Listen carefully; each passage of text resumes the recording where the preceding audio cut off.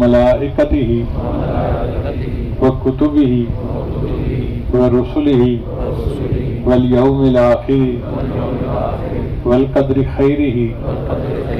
وشرہ من اللہ تعالی والبعث بعد الموت آمنت باللہ کما ہوا بأسمائہ وصفاتہ وقبلت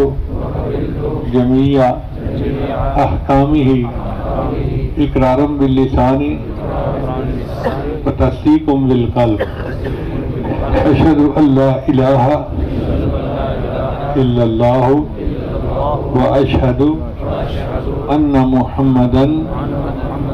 عبدہ ورسولہ استغفر اللہ ربی من کل ذنب واتوب الیہ برحمتک یا ارحم الراحمین۔ ان کلمات کو پڑھنے سے ہم تو بتائے ہو چکے ہیں، چند معمولات ہیں جن کو باقاعدگی سے کریں گے تو اللہ تعالیٰ دل کو منور کریں گے۔ پہلا عمل ہے 100 مرتبہ استغفار صبح شام پڑھنا، دوسرا عمل ہے 100 مرتبہ درود شریف صبح شام پڑھنا،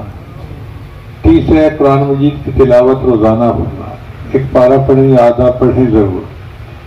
چوتھا ہے چلتے پھرتے لیٹے بیٹھے ہر وقت دل میں اللہ کو یاد کرنا، ہتھکار وال دل یار وال، اور پانچواں ہے مراقبہ۔ مراقبہ ہمارے معمولات میں سب سے اہم معمول ہے، طریقہ بڑا آسان ہے